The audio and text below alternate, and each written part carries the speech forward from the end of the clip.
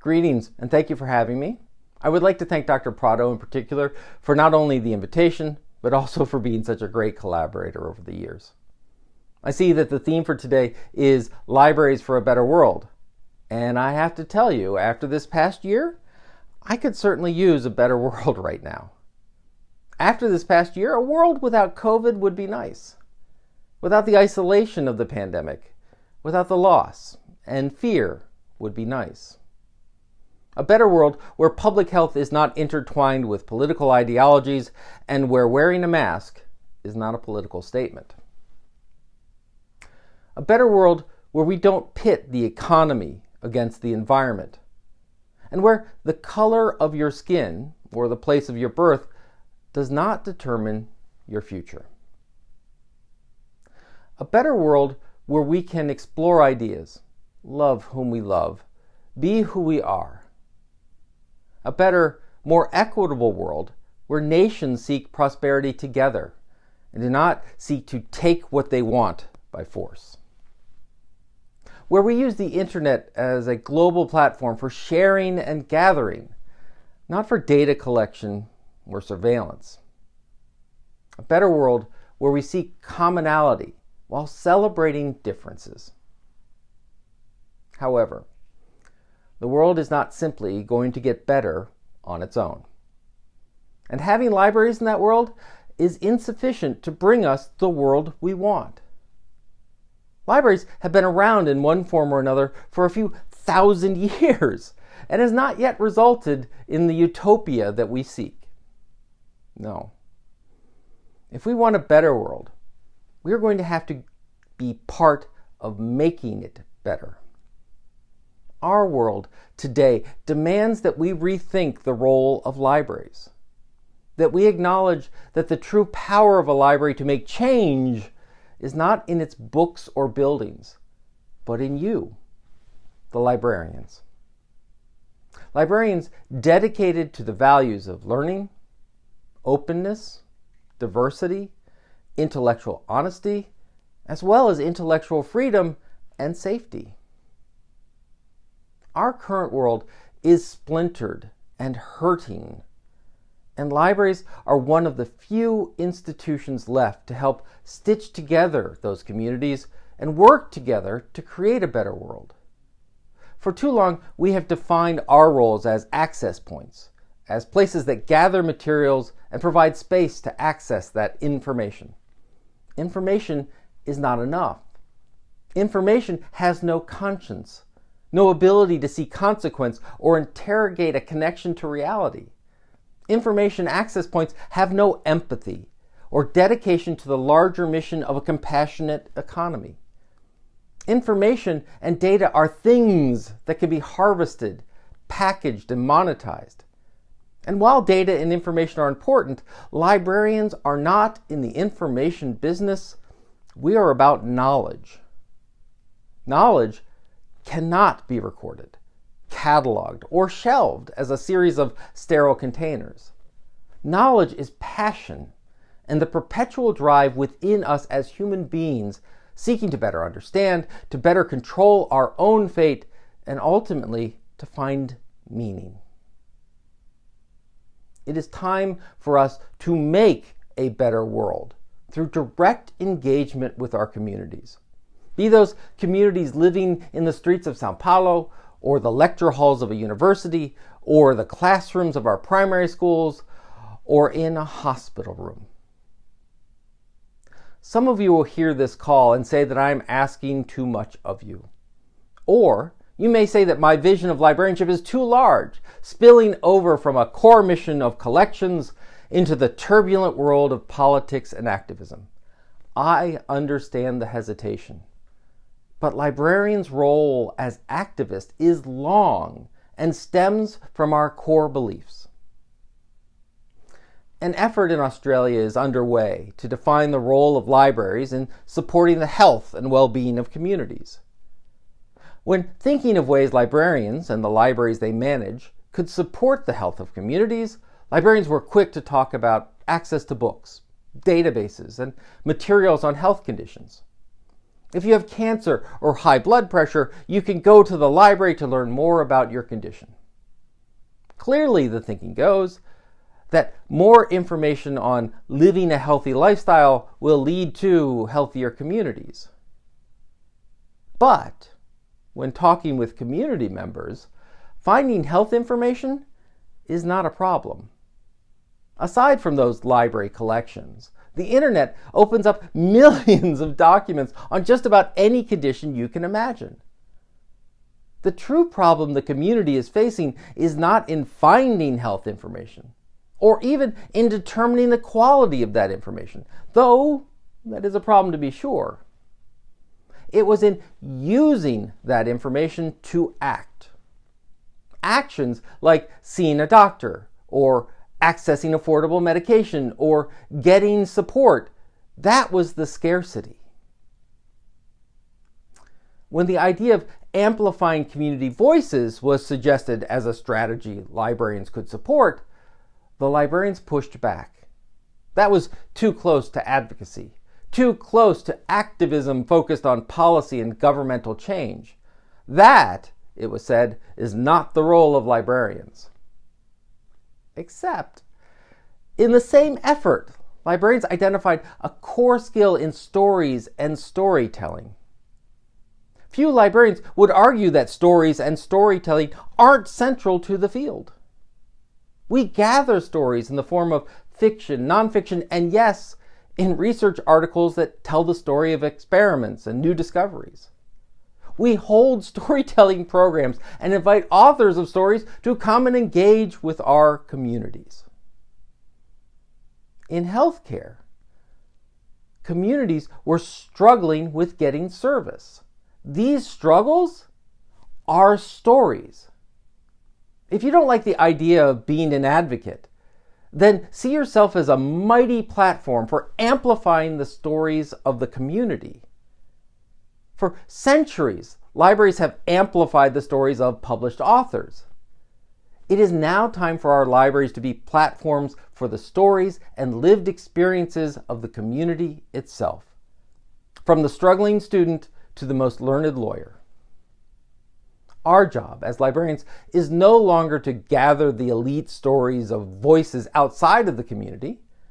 That role has importance, but it is now in the service of amplifying the voices of the community itself, amplifying it in learning, in connecting, and yes, in advocating. Return to the theme for the day, a better world. What does that world look like? Who will tell its story? What is the narrative of the community? Is it a literate community? Is it an inventive, artistic, economically thriving? Is it suffering? Is it disconnected? And once you work to build that common narrative, what do you do about it?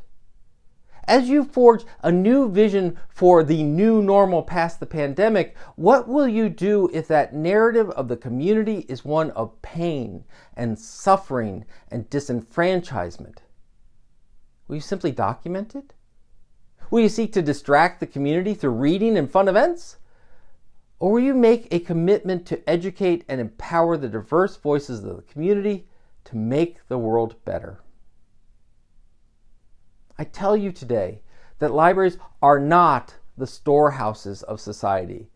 They are engines of disruption. Don't believe me? Take the concept of information literacy.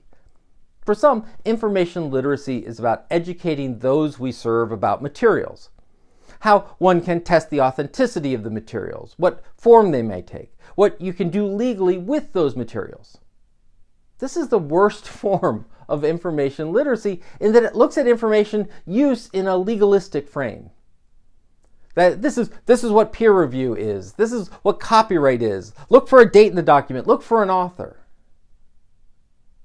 The best form of information literacy is teaching cautious curiosity. It is in preparing people to be empowered to seek out their truth and skeptical about what they may find in that process. We wish to disrupt a cycle of information consumption that automatically trusts a source because it seems right or comes from a certain source. We want people to question the narrative and the messenger, and ultimately their own predetermined worldview. Take our collections. The best academic library collections in the world are full of lies and heresies. They are there not by accident, but so that scholars trained to seek out the truth can recognize the opposite. They are there to challenge the students to break out of a common sense narrative into a critical one. Our academic libraries empower scholars and students alike to see past what is to what could be. In the United States, school librarians are currently fighting against Lexile levels in reading development. A Lexile level is assigned to a book and supposedly matches the ability of a young reader to that book. Yet librarians know that readers should be striving, and yes, failing, to read beyond any stated level. Students driven by strong interest will try and fail at higher level text, and in the end expand their capabilities and their understanding. Disruption. It was the librarians seeking disruptive change that brought fiction into the public library, that opened the stacks, that built pop-up libraries in the beaches and favelas where the people needed them, not where government chose to put them. It was a disruptive force that brought about the public library in the first place, saying that learning was not restricted to the elite. But disruption is not enough for the better world. Tearing down can be hard and important work, but in the end leaves only the broken and the skeptical. Libraries must be engines of disruption and forgers of a new normal. And let me be clear in my language, because libraries are nothing more than buildings and organizational charts. Librarians must be engines of disruption and forgers of a new normal. Librarians must provide access to new and emerging ideas, not waiting for them to be published or even written down. And that access must be two ways. Librarians must help the members of our community to access the work and ideas of others, as well as be a platform for our members to share their own work. We must actively discard the artificial distinction between reader and author, producer and consumer. The very act of learning is the act of creation. We are all creators. Librarians must build the knowledge of our communities through workshops and reference transactions, through the provision of materials and software. Librarians must prepare our members to engage in an increasingly global conversation about what a better world should be. As librarians, we must create spaces, real and virtual, where people can come together, explore, learn, and feel safe in doing so. This is partially about creating a sense of safety, but more importantly, building facilitated environments where people could take on hard and sensitive subjects in an honest but civil way. For example, in my hometown of Columbia, South Carolina, the librarians host difficult conversations on race. In person and now in video conferences, trained facilitator librarians bring together black and white to honestly confront systemic racism in daily lives. Former white supremacists sit next to black elders seeking a better world. Why the library? Because librarians have built up trust with most sectors of our communities.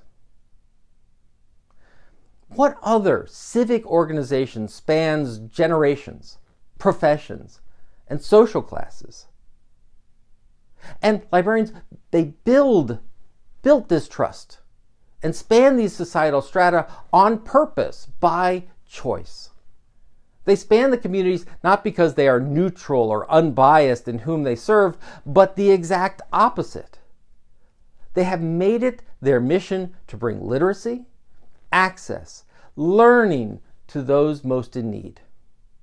Once again, they are seeking to disrupt long-held barriers between people and then construct a new and better community with greater empathy among its members. Finally, librarians seek to understand what motivates those who we seek to serve. In an increasingly digital world where the neurology of motivation and the dopamine cycle have been weaponized by companies seeking to sell advertising, libraries and librarians seek a deeper connection to intrinsic motivation. Where Facebook might use game theory to sell your attention, librarians seek to unleash the passions of a person. A passion for reading, a passion for science, a passion to understand, and ultimately control the world around a person. I understand that a shift from information provider to engines of disruption and reconstruction is a scary leap. It is frightening because no building or collection or organizational chart can serve as engine and facilitator. Those are uniquely human acts. And that means that I am asking you to put yourself in front of the community. The better world we seek will not be built by buildings and collections, but by a dedicated core of professionals seeking a better tomorrow. Yes, we have tools made of glass and steel and paper and bindings, but it is through human connection that we lay foundations of trust. No signage or database or ebook will begin to weave together our fractured society. Black must meet white. Right must meet with left. Old and young must come together and do the hard work of finding common ground and a common vision for tomorrow. People will have to change their minds and their actions. It is in this change that our value must be measured. I will leave you with one final story. It's a story that gives me hope. In 2011, the people of Egypt took to the streets to demand reform from a government regime that had been in power for nearly 30 years. In the port city of Alexandria, the government released violent prisoners and sent in rioters to assault and discredit the protesters. As buildings were burned and symbols of government power were vandalized, the citizens of the city, men, women, and children, formed a human chain around the modern Library of Alexandria to protect it. The peaceful protesters called out to the librarians sheltered inside the building and asked to place a 30-foot-long protest flags on the steps of the library. Every day, the protesters, on their way to seek greater democracy, would touch their hands to the flag draped on top of the concrete steps built by the very leader they now sought to oust from power. By the end of the protest, not one window was broken and not one stone was thrown against the walls of that library. Because in the years it had been open, the library had served and built a bond with the community. Librarians had built that bond. What was intended as a show of the wealth of the president had become a tool of liberation through knowledge. However, before we celebrate too much, we must understand that this revolution was followed by a coup, and more protests, and more limits on a democratic institution, showing us that we can never truly live in a better world forever. The better world we seek is constantly evolving, and that requires constant vigilance and constant reinvention. We all want to live in a better world. But to do so, we all must be dedicated to making a better world. Librarians hold a special place in this. Librarians are dedicated to knowledge. Librarians are dedicated and based in communities. Librarians are the core of professionals that can facilitate a civil discussion about how we come together to imagine better. We do this through engaging, not shelving. We do this through connecting, not just collecting. We do this through a dedication to the values that have served us over hundreds of years and a constant reinvention of our purpose.